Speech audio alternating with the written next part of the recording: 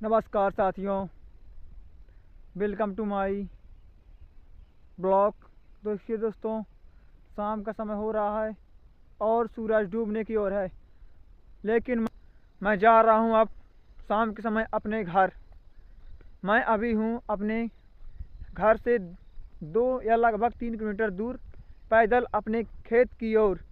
मैं आपको दिखाऊंगा अपना खेत तथा अपने यहाँ की गांव की खेती बाड़ी। तो आप देखिए मेरे इसी ब्लॉक में हमारे यहाँ की खेती बाड़ी। दोस्तों, यहाँ एक खेती में ये गेहूँ है। दोस्तों, ये पूरा खेत है यहाँ से लेके वहाँ तक, नरवा तक। दोस्तों, इसमें गेहूँ बवा है तथा ये बगल वाला भी खेत है, इसमें भी गेहूँ बता है।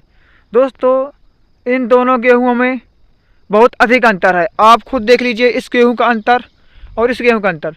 दोस्तों, इस किसान ने इस गेहूं में 3 पानी लगाया है तथा इस किसान ने अपने गेहूं में ना ही एक भी पानी लगाया है और ना ही एक भी खाद डाला है। दोस्तों, इस किसान ने मेहनत किया है तो इसके गेहूं में अधिक उपज होगी तथा इस किसान ने एक भी मेहनत अपने खेत में नहीं की, बो के छोड़ गया है और देखने भी नहीं आया है, तो इसके में ज़्यादा पैदावार नहीं होगी। दोस्तों, जो भी मेहनत करता है उसी के खेत में अधिक पैदावार होती है। दोस्तों, इसके खेत में चना बुआ है। ये लोग चना काटने नहीं आते हैं, ठेका दे दिए हैं और चना अपने आप कटता रहता है। दोस्तों, मैं आपको दिखाऊंगा चना कहाँ बुआ हुआ है। देखिए दोस्तों, ये है चना की खेती। यहाँ पास चना बुआ हुआ है। लगभग एक खेत आधे बीघा में चना बवा है। चना की बालियाँ भी हैं। जो आधा चना थोड़ा थोड़ा कट गया है, इसको काटने एक लोग आते हैं। इतना काट गए हैं। मैं जब आया था तो यहाँ पास काट रहे थे और मैं जब घर जा रहा हूँ तो ये चना काटने वाले चले गए हैं। एक काकू जी हैं जो इसको खेत को काट रहे हैं। और वहाँ पास दोस्तों राई का ढेर लगा हुआ है। इस खेत में चना के में राई भी बुई होती है, तो राई यहाँ पास काट के गड्ढा लगा दिया गया है। अभी यहाँ गली नहीं है, जब गली हो जाएगी तो चारों तरफ देखिए दोस्तों गेहूँ बवा हुआ है और वहाँ पास भी गेहूँ बवा हुआ है। तो यहाँ पास आने के लिए ट्रैक्टर नहीं आ रहे हैं तथा मशीन नहीं आ रही है गाहने वाली। जब मशीन आएगी तो ये सब चना राई सब संग गहेंगे। तो जब जगह बनेगी तो यहाँ पास सब कुछ हार्वेस्टिंग होगा।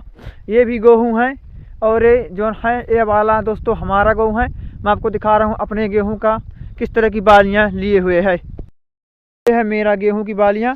ये मेरे गेहूँ की बालियाँ दोस्तों कटने ही वाला है। ये लगभग मेरा गेहूँ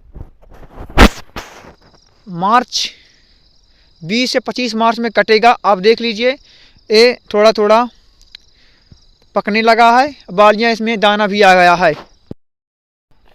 चलते हैं आगे की सफ़र की ओर और दिखाते हैं आपको खेतों का नज़ारा। दोस्तों, शाम का समय हुआ रहा है। यहाँ पर पेड़ पौधे लगे हुए हैं और यहाँ पास जंगल भी है। लगभग 3-4 एकड़ का जंगल होगा।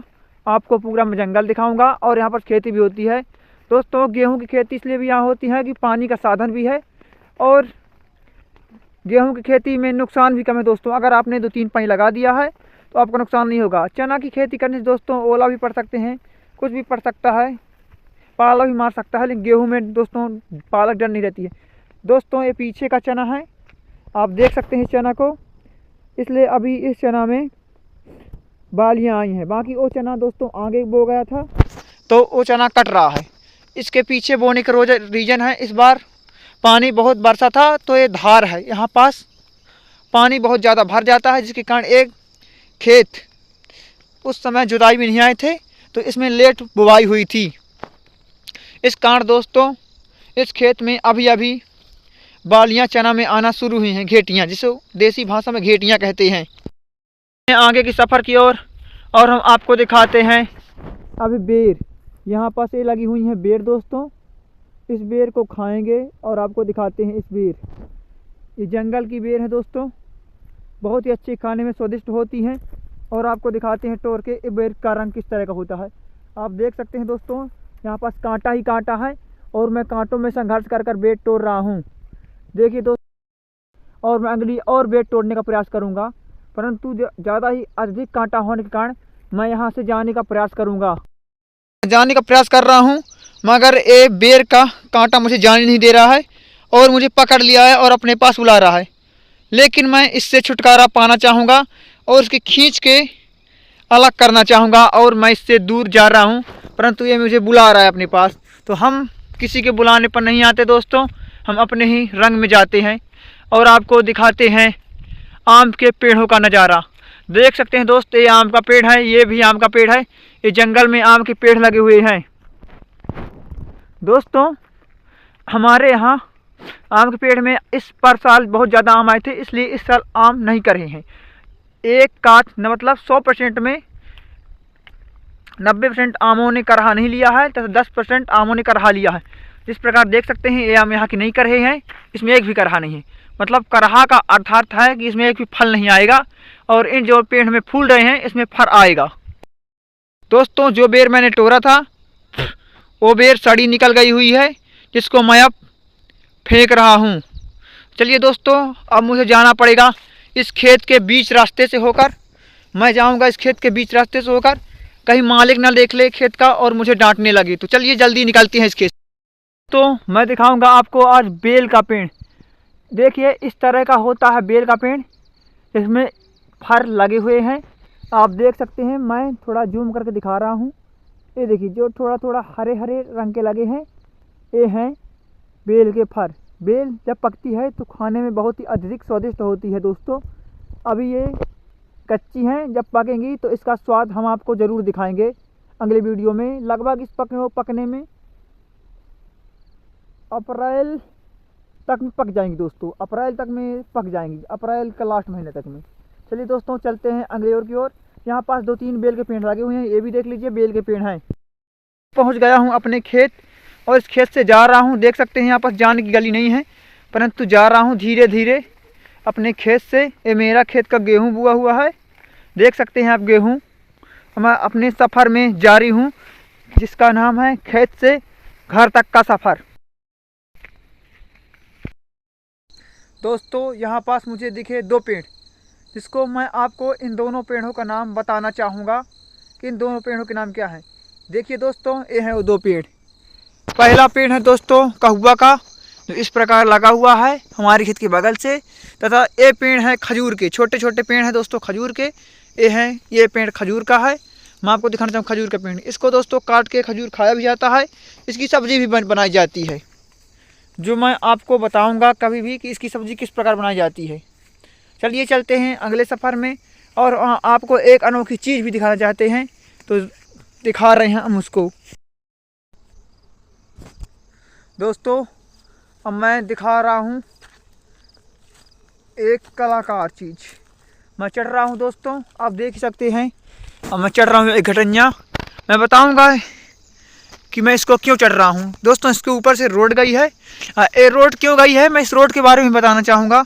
तो दोस्तों मैं दिखाऊँगा आपको रोड। दोस्तों मैं गिरने ही वाला था, परंतु मैं चप्पल मेरी लुढ़क गई दोस्तों।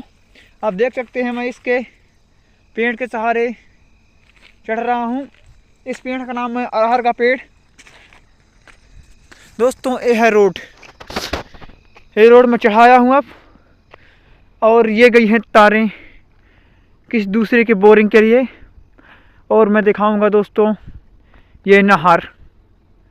दोस्तों ये नहर बन रही है, लगभग 1 सालों से ये बन गई है, और अभी इसमें कुछ लोगों का वहाँ से पैसा नहीं आया है, इसलिए दोस्तों इसके वहाँ से भी नहर नहीं बनी है। 1-2 ट्रक माटी चढ़ गई है, डल गई है, लेकिन जिनके पेड़ फंसते हैं उनके पेड़ के पैसे न आने की वजह से यहाँ पर से काम रुका हुआ है। और इसके बाद 500 मीटर के बाद पूरा काम ओके हो चुका है, और यहाँ भी काम एकदम ओके है सब जगह। यहाँ से अब जहाँ तक जाएंगे ये काम ओके है दोस्तों। ये मैं बात कर रहा हूँ मध्य प्रदेश के सतना ज़िले के नगौर तहसील से। दोस्तों सतना ज़िले के नगौर तहसील में नहर का कार्य मुख्यमंत्री साहब ने पूरा करवा दिया है, ये बहुत ही अच्छी बात है। परंतु अभी पानी की व्यवस्था नहीं हो पाई है, लगभग यही करेंगे 1-2 साल में पानी आ जाए और खेती अच्छी और ढंग से होने लगे। क्योंकि दोस्तों खेती में अब लोग उतना नहीं रह रहे हैं। जिसके पिताजी हैं वो कह रहे हैं कि हमारा बालक खेती ना करे, क्योंकि खेती में उतनी आमदनी नहीं है और खेती यहाँ की मानसून पर निर्भर अधिक करती है। इसलिए अगर यहाँ पर नहर आ जाएगी तो खेती मानसून पर निर्भर नहीं करेगी, बल्कि पानी की व्यवस्था हो जाएगी, जिसके कारण लोग यहाँ पर गेहूं की खेती अधिक करने लगेंगे और गन्ना वन्ना की खेती भी करने लगेंगे। चलिए दोस्तों, अब जा रहे हैं घर की तरफ। आपको दिखा सकते हैं ये पूरा बगीचा है, ये है जंगल। लगभग 20 एकड़ या 22 एकड़ का दोस्तों था ये पूरा बगीचा है। ये हमारे बधाव गांव का बगीचा है।